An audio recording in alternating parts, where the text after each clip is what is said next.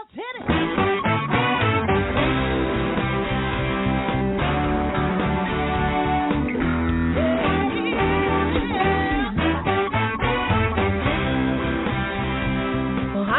And welcome to Alzheimer's Speaks Radio. I'm your host, Lori LeBay, and I'm so excited that you're joining us today. We are going to have a fascinating conversation as usual as we learn from people all around the world at all ages and stages of life. Stay tuned as we shift our dementia care from crisis to comfort. All right, here we go. What you think about, you will bring about.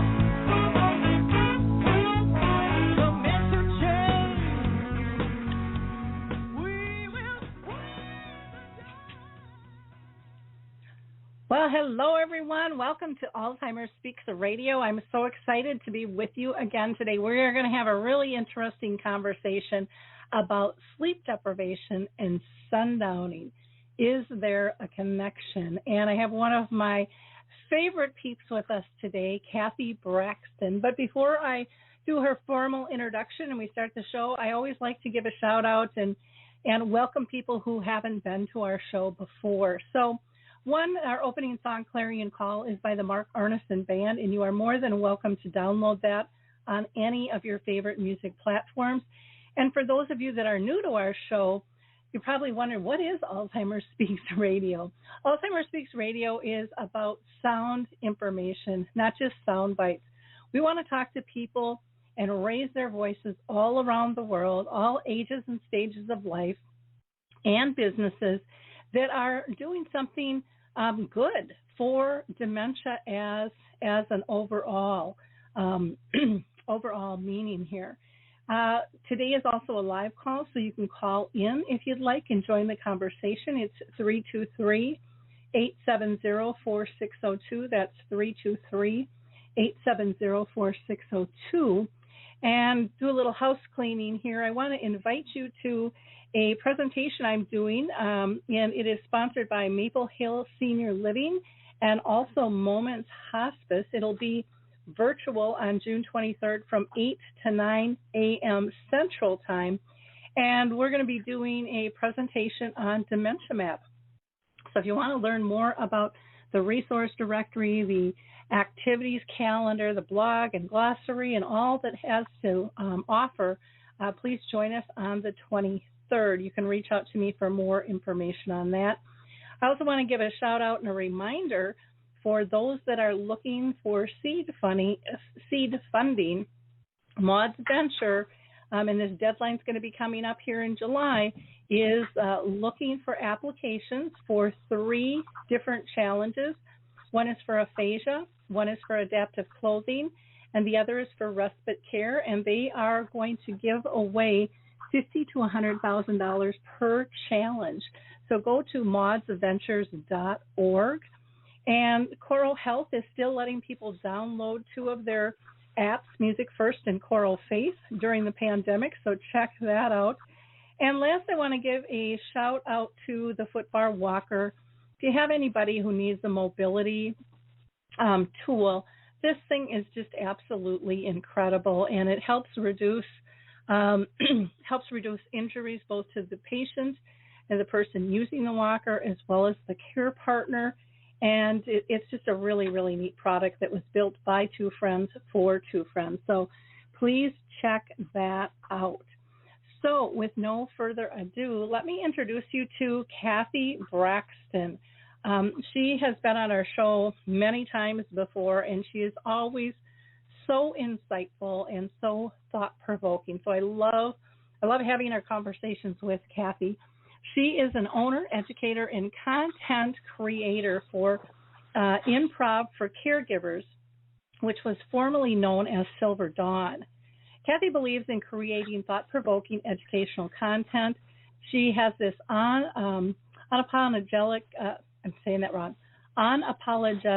style, which allows caregivers to really dig deep and hit that empathy spot, which sometimes is missing, getting them to look and explore and learn in a safe space. She also leverages the important rules of improv in order to communicate and connect both with her audience and team members as well as those with dementia. Her credentials are wonderful. She is a registered cognitive behavioral therapist.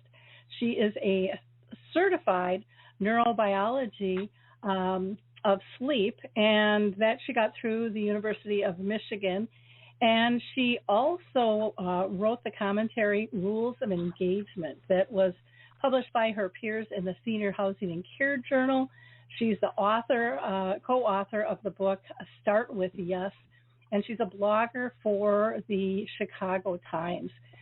This woman has been in the aging industry over 20 years in a variety of roles. So welcome, my friend. How are you doing, Cathy? I am doing good. You always make me feel so big. My head won't get through the door when we're done with this conversation today. Well, you just do amazing work, and I love your creativity. I love your passion.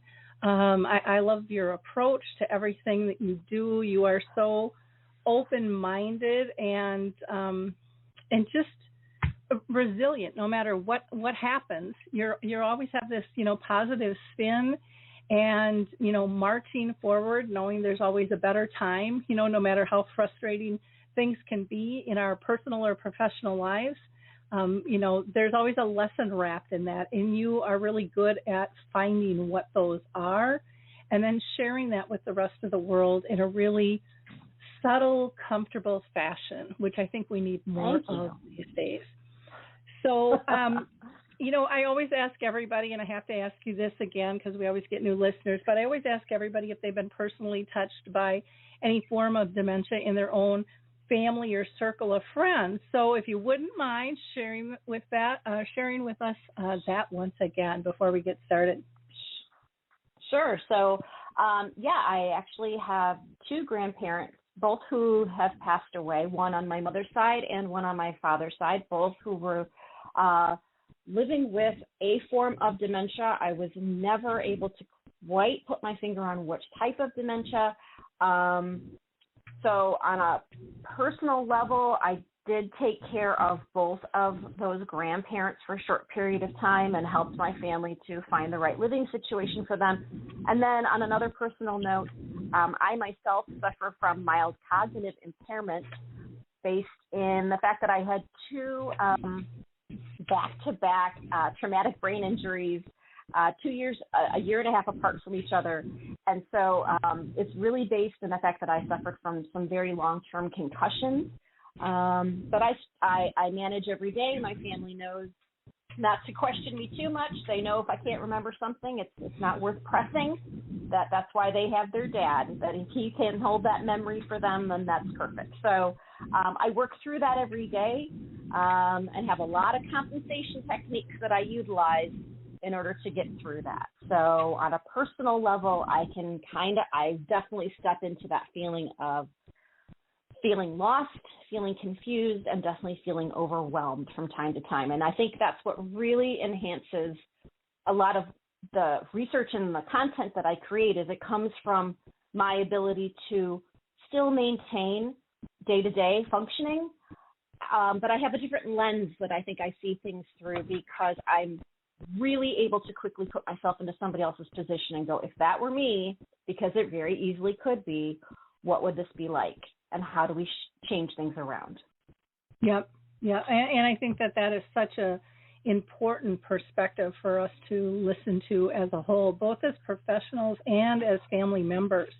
The medical profession does not have all the answers, guys. And so stop thinking that they do.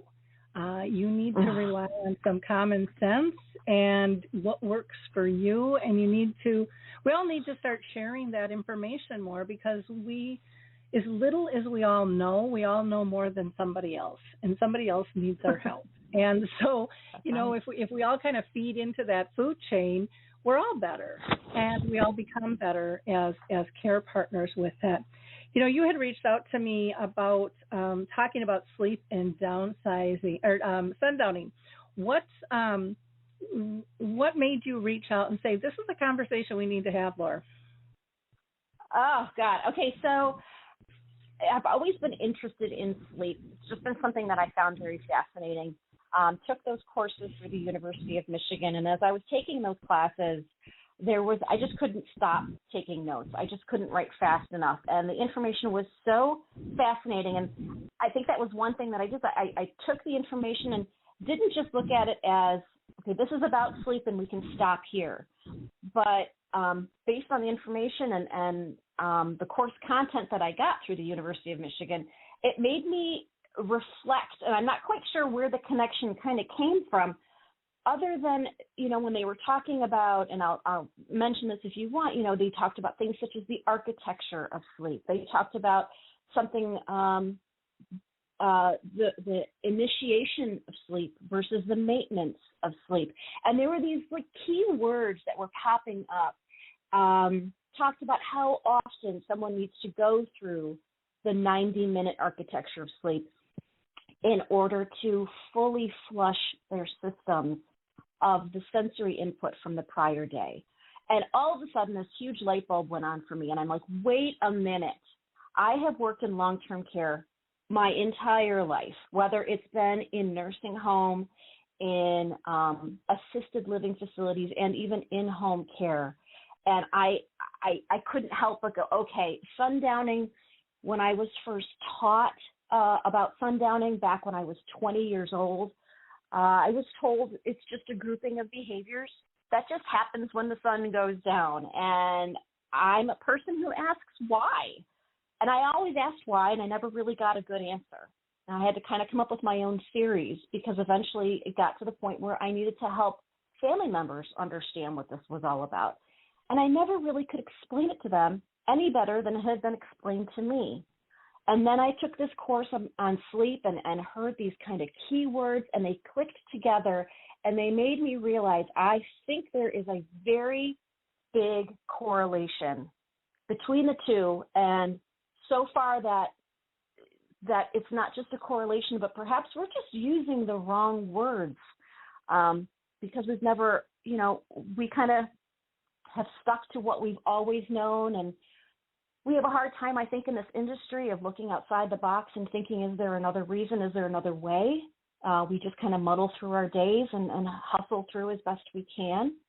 But for me, perhaps it isn't sundowning at all. Perhaps it's something that I think we can wrap our heads around, called sleep deprivation.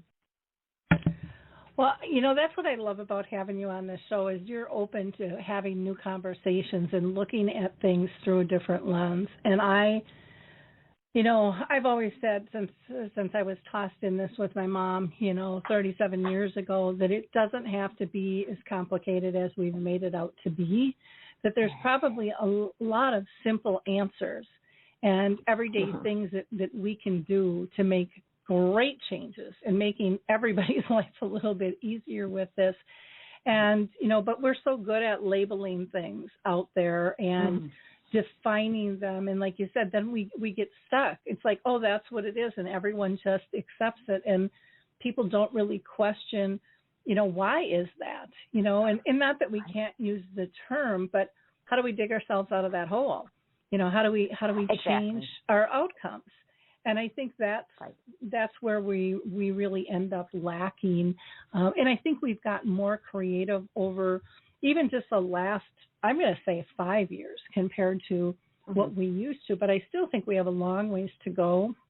And I think lifestyle and social interaction have such a major, major place in this disease. And to me, I see them as underfunded and under-researched. Everything seems to go to big pharma.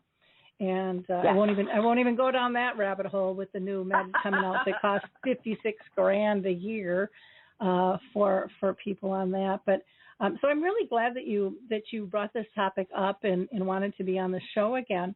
Why don't we talk about sleep cycles and how that affects us as we age? Is that something that changes, as we go through different stages of life? So I'm going to assume the majority of your listeners are in the 45 to 65 year range. And typically what the science has shown is that anyone 45 to 65 years needs about 7 to 9 hours of sleep. Now, that doesn't change when you turn 66. You still need 7 to 9 hours of sleep.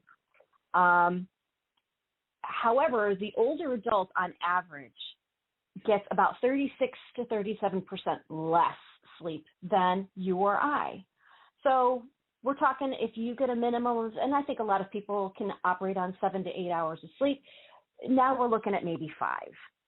So that's one of the issues that's going on that needs to be addressed is just that there is less sleep being had. And there's a lot of biological reasons behind that. I mean, if you just take dementia out of it completely, and you and I are both, I think, in the same kind of age group, as we've gotten older, there's just more things that get us up through the night. We're not dealing with maybe little babies anymore, and there are people that are.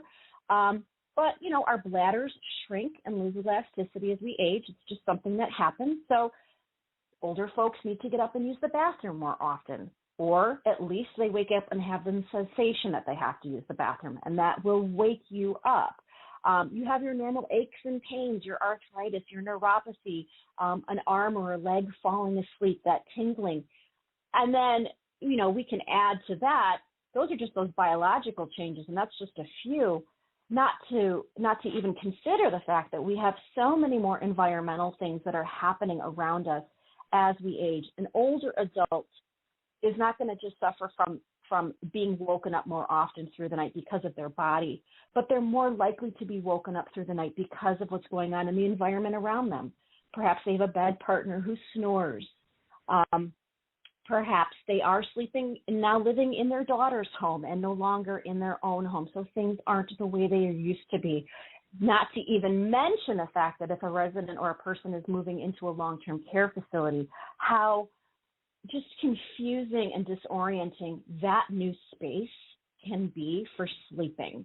So if anyone is living in a long-term care facility, the likelihood of someone coming in medically to have to provide medications or assist with a turn or, offer assistance with an arm or a brace, then we have perhaps roommates coming in and out, perhaps someone who's not a roommate coming in and out. So the disruptions are so much heavier and so much more than what you and I are dealing with biologically and environmentally, that older adults are just not getting enough sleep.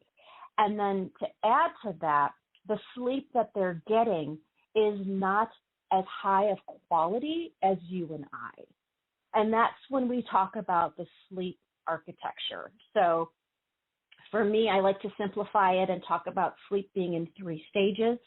You start in stage 1, 2, 3 is when you're in that REM deep sleep, and then you come out into stage 2 again, and then out into stage 1. And that piece of architecture of sleep lasts 90 minutes. And an adult, such as yourself and any older adult, should be going through that architecture of sleep about 4 times a night. And the first 2 times that your brain kicks into those pieces of architecture of sleep and you go through that 90-minute wave, what your brain is doing while it's sleeping is restoring the muscles, the bones, the cells within your body, because we need to have, over time, evolution has shown us that, we need to have that strength to move on for the next day for survival. So our brain is wired to kind of prioritize our body's health. And then it's the second 2 cycles of sleep. So you're talking 2 a.m. to like 6 o'clock in the morning. Those last 2 cycles of sleep is when your brain is actually working to restore the cells within itself, within the brain. So that comes later on in that second part of your sleep through the night. And what we're seeing in older adults is it's that second part that's getting more and more disrupted, that someone's more likely to have disruptive sleep after about 1 or 2 o'clock in the morning. And if we see this over and over and over again, what's happening is someone is building up a huge sleep debt that they're unable to pay back.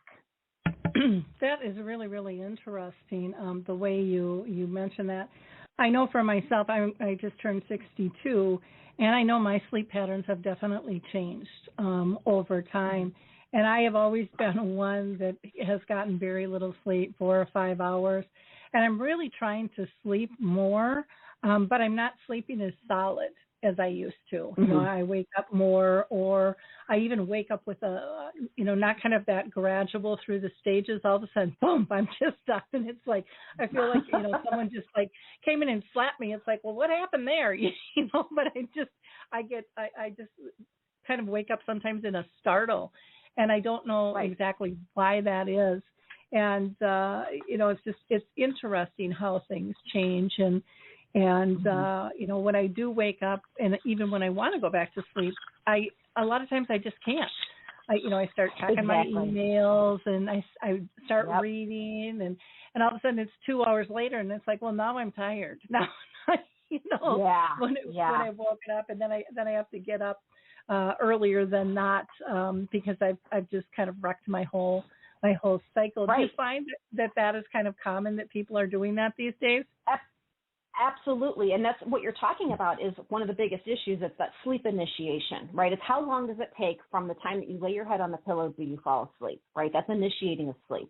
And with someone who has to wake up more often, or is being woken up more often through the night, they're having to reinitiate sleep over and over and over again. Whereas maybe my 20-year-old, maybe she gets up 3 times in the night to turn over and falls right back asleep. She doesn't have a problem with that. Older adults are doing that 5, 6, 7, 8 times a night.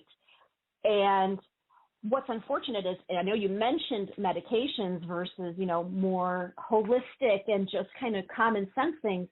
It's really unfortunate right now, but I don't believe there is anything on the market right now that is a medication that helps a person to maintain sleep.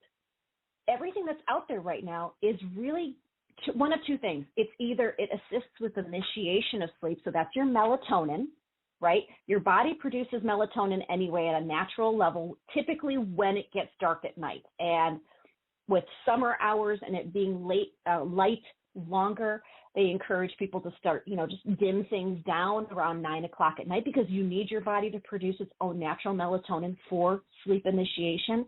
And that's what melatonin does. So supplements like that do that. Medications that are out there for sleep, such as something my husband was on, which was Ambien, is not anything that helps you maintain sleep. And in fact, it acts in the brain, and it provides someone with sleep per se, and I use kind of air quotes around that, but it does not induce natural sleep. It's more of a sedation. So when you're sedated or under anesthesia, which you can understand it that way, it is not natural sleep. I had anesthesia last week for a procedure. I came home and needed a 3-hour nap. So even though I got knocked out and it was beautiful, right? You don't know what's going on, and you wake up and the world's all different. I didn't get, 3 or 2 hours extra sleep when I was in the procedure. I was in a different state of consciousness and unconsciousness. And that's unfortunately what the medications out there that a lot of people are prescribed are. And so now we're just exacerbating a problem where we're giving people medications that are causing them to appear asleep, right? But the reality is their brain isn't going through the mechanics that it typically would with natural sleep. And so it almost, in a lot of ways, like just adding to the sleep debt that a lot of people are getting. Yeah, I know when I have a cold, I'll take a cough syrup that has something that'll knock me out. And I'm not one that I like to take. I just don't like to take medications. But what I've been using lately is, I like the apps with the background music. And so I have one where it's the ocean waves, and I sleep so dang good when I have that on in the background. And it's just, I don't know what it is, but it really, it helps me fall asleep faster. It calms me down. I just feel relaxed, and it shuts my brain down from all the other crap that's going on. And Lord, there's a lot of stuff going on, even though it's calmed down some. But still between the politics and the vaccine and the this and the that, and there's just so much going on in our world. And then you bring it into your smaller home environment and business, and it's hard for the brain to just like turn off. So I found that those really help me. So I've been using, Sandvello, and then I saw one on TV called Calm. There's a few different ones out there. But I really like those. I don't know what your thought is on those, but the other reason I like them too is you don't have to worry about any other side effects if you're taking other medications, which I'm not. But I know a lot of people out there are taking a lot of different medications, and then it's like, okay, how's this going to act with this? And it gets complicated really quick. It does. I do what you do. I have a sleep app that I use on my phone. It's the only app I've ever paid for in my entire life. There's so many apps out there that are free. There's no reason to ever pay for anything, but this one I absolutely loved. I've been using it for like 3 years now.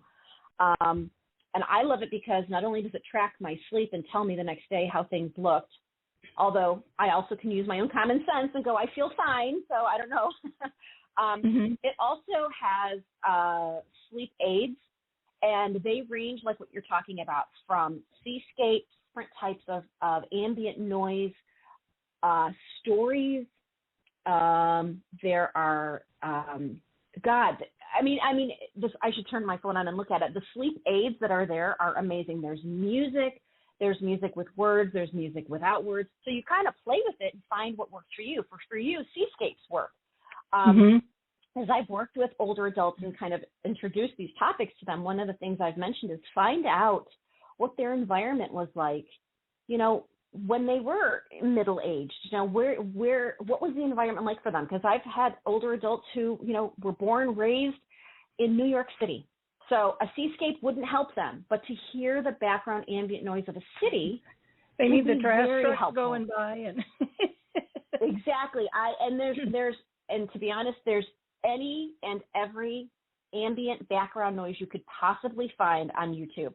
I mean, I have a fireplace app on YouTube that I'll turn on to relax, like on a Saturday afternoon, just to let the world just quiet down a little bit. There's something you can find if you search called AMSR. It's Autonomous Sensory Meridian Response. So essentially, it's just like what you're talking about.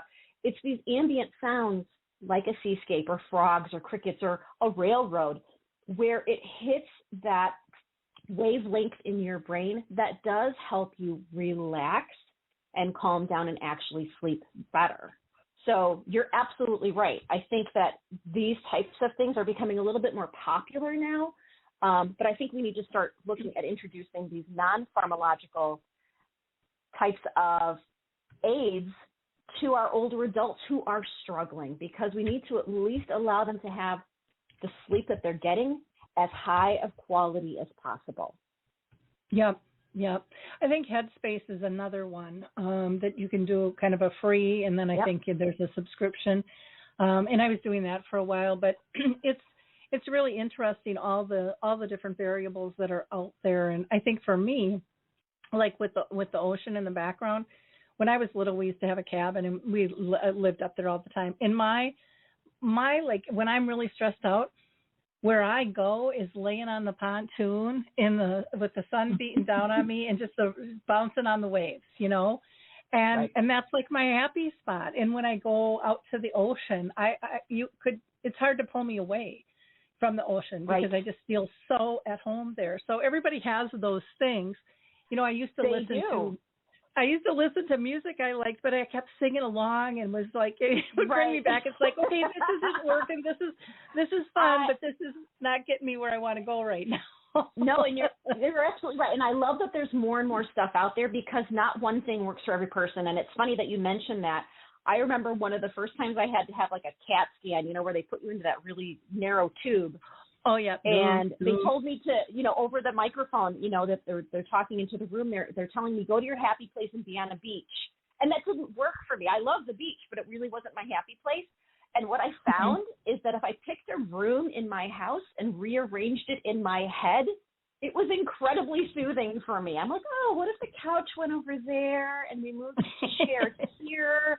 And it was like, it just, you have to put enough focus on something like that you can't think about anything else, but yet it was very soothing. So you're right. something that's different for everybody, and you have to find what your happy place is. Exactly. I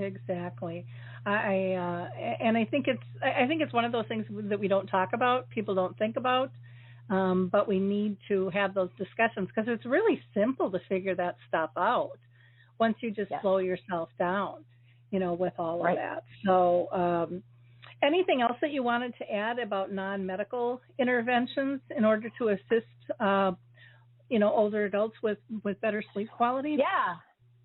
So one of the things that I've done in my house, and it's in all of my kids' rooms now, is when my kids were young, and even as an older adult, oftentimes we need to have some kind of night light in our room to kind of help us guide through the night. And yet for me, I can go to sleep. My room needs to be dark. I don't like to have a lot of light. I don't like that distracts me. So what I found that's really helpful are salt lamps. They're not expensive at all. A lot of them come with a dimmer switch. And what I love about them is a couple things. Number one, you can dim it to the lowest setting when you go to bed. This is what I do. And when my husband comes in, because he comes to bed a couple hours after me, he can dim the light on that salt lamp up enough to give him the light he needs to get himself settled into bed. But the light that comes from a salt lamp is a very orange and yellow glow, so it does not disrupt the visual that you're getting. Even when you're sleeping, a bright light getting turned on is going to wake you up. And that's also something why they talk about not using screens before bed, because different types of light frequencies act on different wavelengths in the brain, letting you know that you need to either be awake or be asleep. And so the salt lamp, that orange glow, does not affect the wavelengths, and it helps me maintain a sleep. So I have one in every one of my kids' rooms. I think it's a beautiful thing. And the other thing that's nice about it is like I said, it's dimmable, and a lot of times those night lights just tend to be placed in an outlet where you have no choice, but this is the outlet we're in, and it can oftentimes be in the sight line of someone who's laying in bed, which can be disruptive. So lighting is incredibly important. I think temperature is incredibly important. Having what works for you bedding-wise, I think is smart. I'm always one that says take your own pillow to the hospital, because those hospital pillows that are plasticky, I mean, you're sweating, you're tossing, you're turning. That's not going to be comfortable. And I think keeping the conversation open about if you do have a roommate or a bedmate, a sleeping partner, is something that's going on in their life, in their sleep, disrupting you. I think we need to start having more frank conversations about that. Typically, when I do this presentation as a class, I open it up by asking if anybody has ever had relationship issues based on sleep problems, and everybody raises their hands. So we have to be open and have this conversation. And I have to say, I used to be incredibly judgmental of my mother and father-in-law who would sleep in different bedrooms. And after being married to somebody for many, many years who has sleep apnea, I realized rather quickly, I see. We can definitely sleep in different spaces and still love each other just fine, and probably love each other more. So lighting, like I said, that ambient sound, temperature is incredibly important. Avoiding that caffeine, I think we do that a lot as neurotypical folks. We can push through a bad night. The next day we can push through by supplementing with an extra cup of coffee later in the day, or maybe even initiating a nap. And I think our older adults sometimes either we push the coffee at lunch, not realizing the effects it's going to have on somebody, but caffeine blocks the sensors in our brain that accept melatonin. We don't want that to happen for our older adults that are already struggling with sleep. We don't want the sensors that are going to take in their natural melatonin to be blocked. So we want to keep those open. The other thing that I have found is the weighted blankets, which just, I have been shocked at that. And I don't know, it just cocoons you, and it's just like, okay. And I find that I don't flip and flop as much when I have that either, which can wake me up. And I very much agree on the temperature, which can be hard, especially for women going through menopause. You're hot, you're cold, kick the leg out. Okay, no, just all the blankets off, and that can be really, Right. frustrating for a partner too, who you're sleeping with, all that movement. And I've never heard someone using the salt lamp. Like I have a couple, but I use them just in the summertime just to help pull out the humidity and stuff. Okay. But I've never really used it for that. So it's like, oh, okay, I'm gonna have to check that out and see. Good. I've also used incense or sage, just to kind of clear. And I used to hate that when I was younger. And now I find that really comforting too, and just kind of clears my space a little bit more, and some people will think that that's all new age stuff, whatever works for you. Maybe it is using some lavender. A lot of people are using different oils and sprays, or even things, if they take a shower or bath at night, that are sensory oriented. All of those things I think have to be considered. What gets you to that calm space? Maybe it's even, a light massage. It could be all kinds of different things. But Absolutely. I know I have a whole like roll out pad thing that's a massage bed, and so when my back's really whacked, it has heat and cold, and then different types, and that really helps me relax, at those times too. And thank God I don't have to use that very often. But it's interesting. I mean, I'll be honest. Yeah, I have a weighted blanket in my house, and we leave it in the living room. And I cannot tell you how many times I've woken up in the morning and found my son asleep on the couch down there, even though he's gone to bed in his own room. He ends up downstairs where it's a little bit cooler with the weighted blanket. And my daughter uses a stuffed animal that's weighted because she has anxiety. And some of those she finds that to be incredibly... too. Exactly. And I have a stuffed animal on my bed that is just the right size to kind of keep my arms around so my one arm doesn't fall asleep. So I want to just dismiss the myth that stuffed animals are just for kids. I think, you need the body pillow, all those kinds of things. We need to find ways in which someone can be comfortable, for sure. Because what we need to do is help people that are struggling with that sleep to get as best quality as we can. And I think I might have mentioned this to you, I don't know if I said it, is there's a specific system that turns on in our brains when we sleep, and it only turns on when we sleep. It's called the glymphatic system. And its purpose is to kind of toss out the garbage from the day. So you take in all the sensory information from the day, how much gas costs, did you pay your mortgage, all the way to what color was the shirt your coworker wore. And you accumulate all of this. This is why you get tired at night, because at some point this is just too much sensory stuff. And this glymphatic system, the point and the role of the system is to take this information and consolidate what you might need and toss out the rest. And what's interesting is it's a flushing system that is going to turn on every time you go through that 90-minute cycle. Well, what we're seeing is persons who are older, who are getting through 3 or 4 of those cycles of sleep, they're missing that opportunity for that glymphatic system to dump their garbage. So essentially they're waking up with their garbage can still pretty full. Whereas you and I, if we can really maximize our sleep, we're waking up with an empty garbage can. We're ready to take on the day. So if you have an older adult who's waking up already still has some trash in there from yesterday, and then we pile more on, what we're going to see is eventually throughout the day this overflow of garbage. We've all had a garbage can that's just gone overflowing. And when does that happen? About 3 or 4 o'clock in the afternoon, just coincidentally when the sun is starting to set.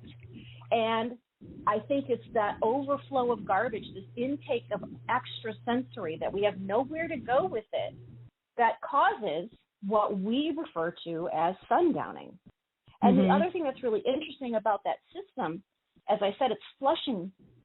It flushes through the interstitial fluid in specific spaces of the brain, and it's been identified that that system runs through specific parts of the brain where they have seen an increase in plaque and tangle in persons who are living with Alzheimer's disease.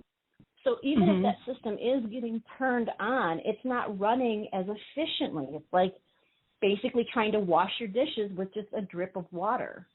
It's on, but it's not going to work very efficiently. And so, again, you're going to have somebody waking up with this trash can that didn't get emptied through the night because it didn't have an opportunity to do that.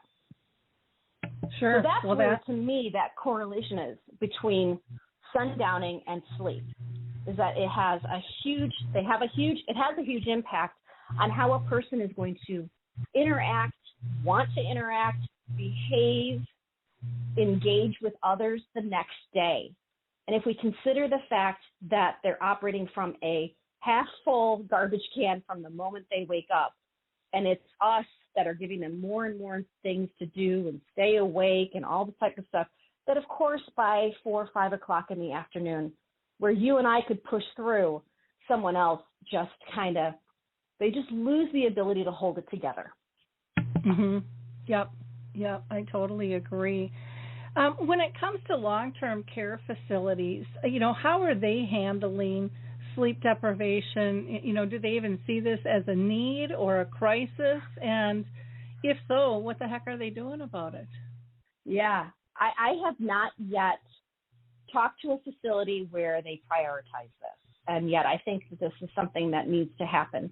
One of the things I also ask a lot of students when I teach this is, and I would even ask you this, when you've gone to your general practitioner, have you ever been asked by a doctor of your own how your sleep is?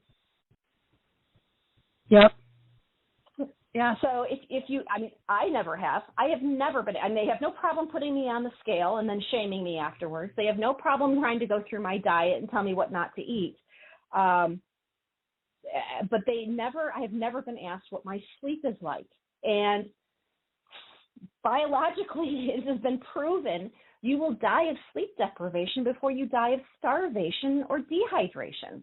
So our bodies are hardwired to prioritize sleep over even eating or drinking, and yet no one is really talking about this, specifically medical professionals. And so for an older adult who can't articulate that their night was bad, that's what us as caregivers are there to do, is go, yeah, I can see she's not sleeping through the night. She wakes up with bags under her eyes. She wants to sleep in later.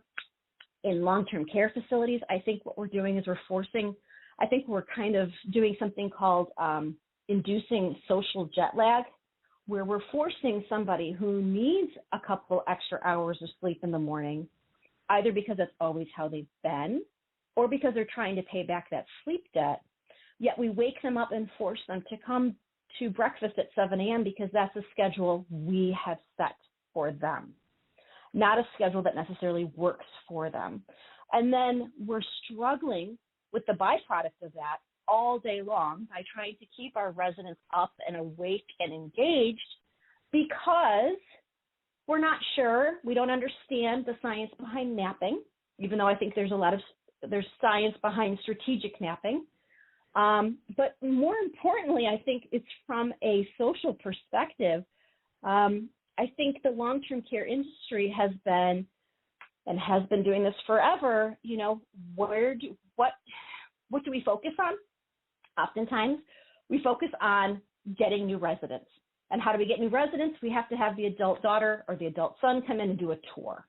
And the last thing we want to do is have a marketing director walk somebody onto a memory care unit or any unit in a nursing home and see people taking a small cat nap, which would be and is restorative, but from the outsider's perspective, looks like we're not engaging with our residents. And I think that one of the ways we can be kind of a culture change agent in this concept is to start before you even walk and give somebody a tour, is to have a facility really dig their teeth into the science, the understanding, and then the application of good sleep, and then educate those that are coming in for a tour and say, before you see or we go anywhere, I want to give you a little information. Our facility really understands the importance of sleep. We also understand how difficult it is for an older adult to get that. So one of the things that we allow is we allow for a 10-minute cat nap. We allow for the 45-minute restorative nap. We keep our eyes on folks that are really struggling with sleep, and perhaps they need a 90-minute nap in the afternoon to get through an extra cycle that they didn't get through the night before. So if you see these types of things on the unit, understand that they are up and they are active a lot of the day, but we do allow for this because older adults and any of us need to pay back a sleep debt. And if we don't encourage people to do that, every caregiver is going to struggle, and every one of those residents is going to feel awful towards the end of the day. Oh, I totally agree. I think we don't set the bar very high when it comes to tours and educating families. In fact, the best tour I ever got was I was out in California, and one community, and the executive director ended up giving me the tour, not the typical person, not their typical marketing person. She was wonderful though, because she said, and this is our furniture, and this is why it is the way it is. These are our dishes, and these are the colors that we chose, and this is why. This is the lighting that we have. And she explained everything that I was seeing, that it was thoughtful, it was purposeful, it was directed to quality of life for an individual. And I even before I stepped into this space in 2009, I was in real estate, and I did a zillion tours for 25 years in that space. I had never gotten a tour of that magnitude that was so filled with knowledge and yet really comfortable. And it was like in a lot of this I knew, but I just kept thinking, oh, I wish I would have known this when my mom, when I was dealing with my mother. And I wish more people, but I think a lot of people in the industry don't even know why stuff is decorated the way it is, because they have a decorator, but it's not always communicated to the staff, or, the dishes changed, and people think it's just aesthetics, and it's not, and it shouldn't be. If we're really doing our job. That's exactly the point. It shouldn't be. It should be about the resident, not about the adult daughter coming in and hoping that it looks like a hotel. Yeah, and I love when you talk about, preparing the family, that you might see people sleeping, because that is not only going to be educational for if someone's looking to place somebody, but for themselves. This is important. This is where the brain regenerates. I was always against cat naps. I love cat naps now. And I'm not ashamed to say I'm going to take a cat nap. When I was in real estate, I would. Oh, go ahead. I was just going to say our culture is a sleep shaming culture. If you look at any of the other cultures, think about the siesta that they take, down on the southern hemispheres. A lot of countries in Europe, they come home and are home for 3 hours before they go back to work. And the reason is because they get an opportunity to rest. And our culture is a sleep-shaming culture. I'm really glad you're taking your cat nap. Yep, me too. And I feel I don't know if I'm just getting older and I just don't care what other people think anymore. I think there's a little bit of that in there. But I'm listening to my body more. And instead of just pushing through. And again, if I have a meeting, I'm not going to go, sorry, I'm taking a cat nap. But, I do listen to what's going on. I can't believe we only have 10 minutes left, and I've got several other questions for you. So let's see if we can get through at least a couple of these. Okay. Cathy, how can we change the culture of care regarding sleep for our loved ones? So if they're at home or in a community, what can we do to help support that? Yeah, I think at home, just starting there, I think looking at the surroundings, looking at the environment, looking at how we can improve that space, and definitely looking at the medications that somebody's on and seeing if they're interacting with a good night's sleep. Talking and if the doctor doesn't initiate the conversation, then be the advocate and start that conversation. Hey, I want to talk about sleep for a minute. I know you talked about my mom's weight and you're concerned about her diabetes, but I really want to talk to you about her sleep patterns, and I want to know if you have any suggestions. Doctors may know more about this than we're giving them credit just because they're not bringing it up. And so, I think that one of the ways we can start to change this culture is to have more and more caregivers be the advocate and asking the questions of the doctors. Doctors may start to catch on and go, oh, this is probably something I need to brush up on. Because as I said, I just took this class through the University of Michigan, and I was able to attain so much. It's not that difficult.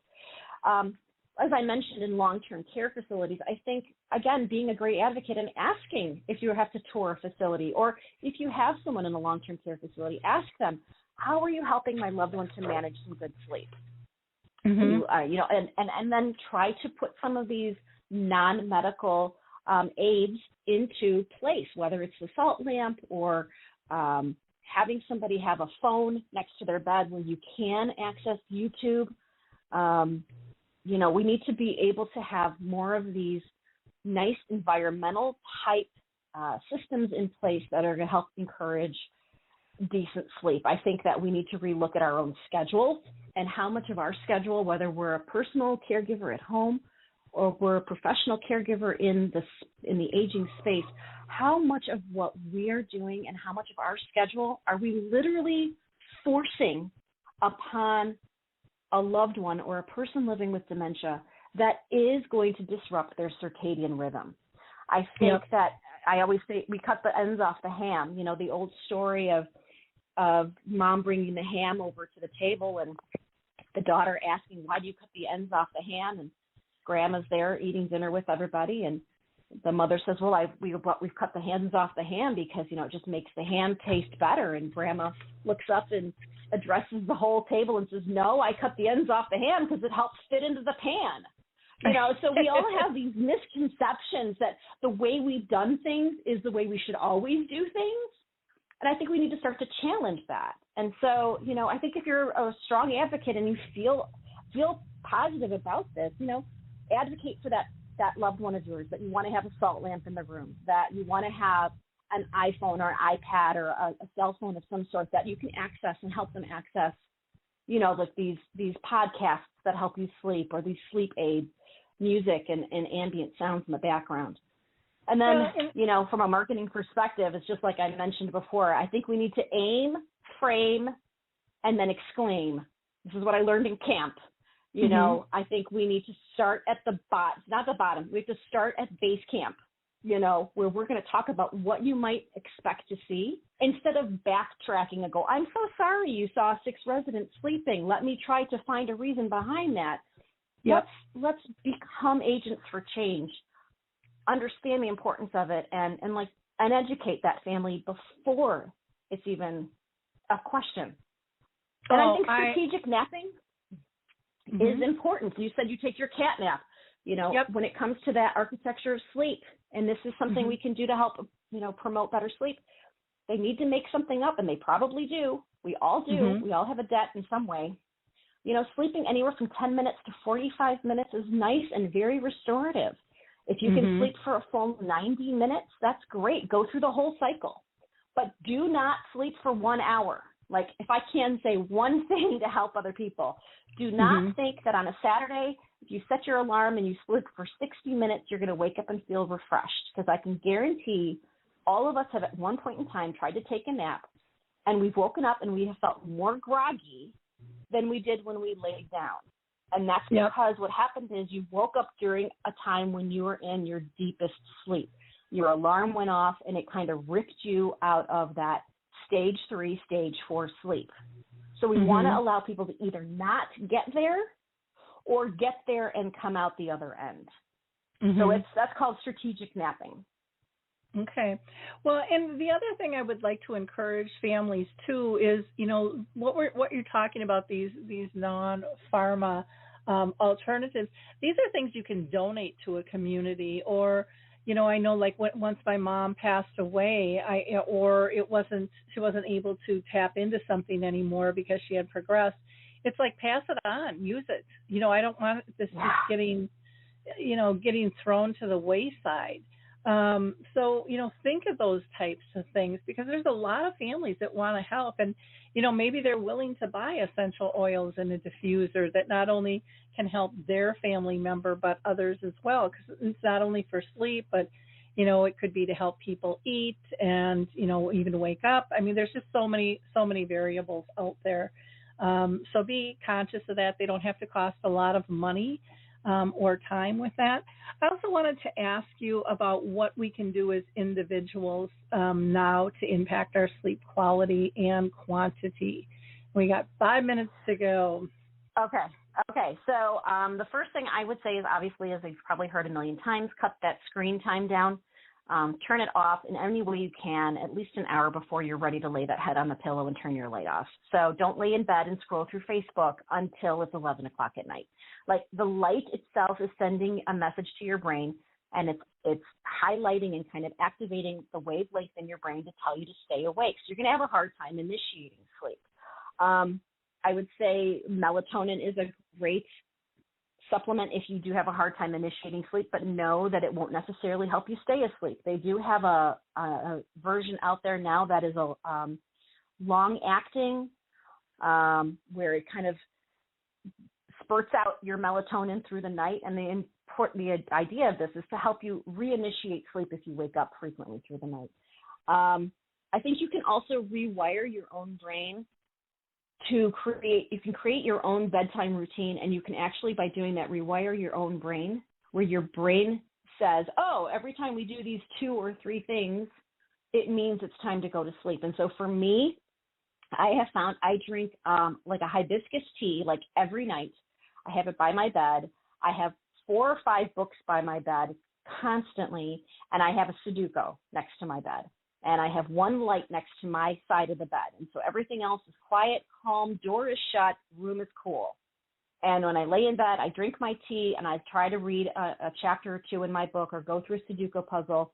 I'm not sure if it's just, you're tired already, and so the words start to blur or the numbers start to blur, but somehow my body kicks in, and I'll find myself, and I'll pass out with my book on my chest or the Sudoku puzzle down on my lap with my pencil.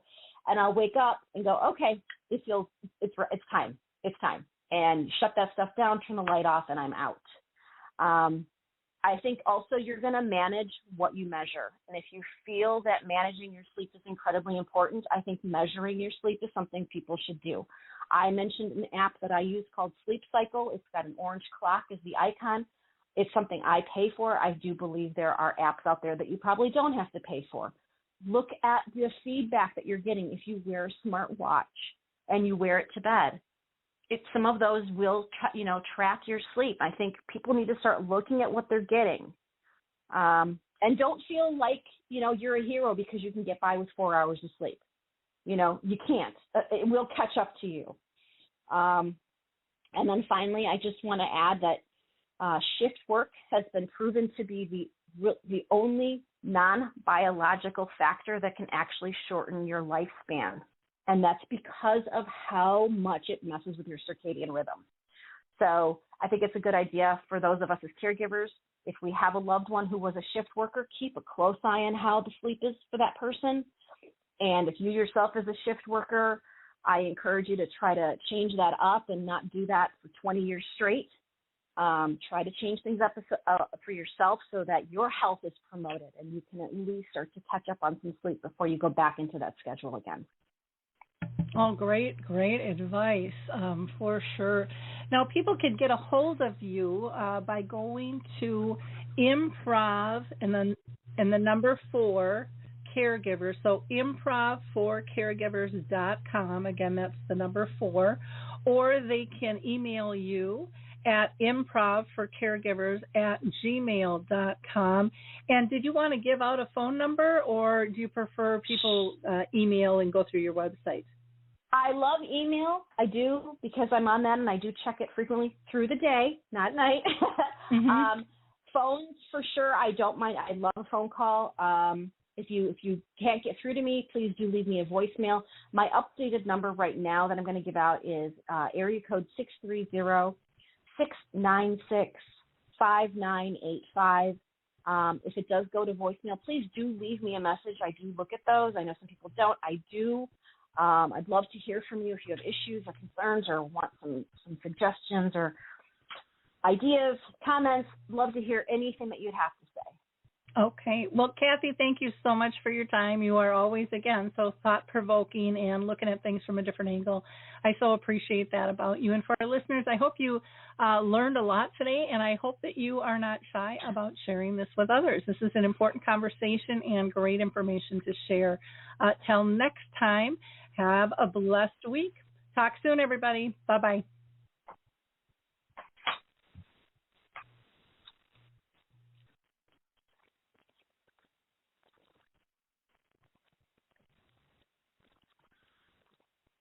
Well, hi, I'm Lori LeBay, and I wanted to tell you about Alzheimer's Speaks, which is another great podcast. You see, my own mother lived with dementia for 30 years, and I felt lost. Did you know every 3 seconds someone in the world is being diagnosed with dementia? Odds are it's going to hit your families too. We want to help you connect to services, products, tools, research, and stories so you can be prepared.